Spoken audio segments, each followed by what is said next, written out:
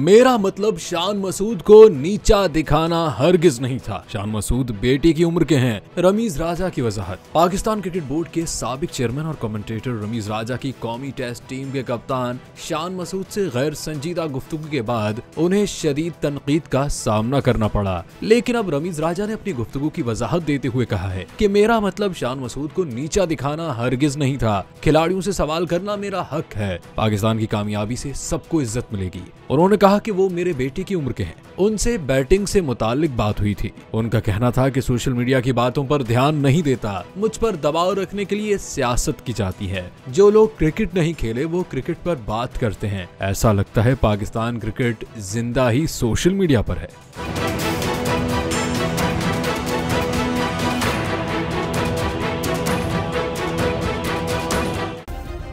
Subscribe करें और bell दबाएं ताकि कोई खबर रह न जाए।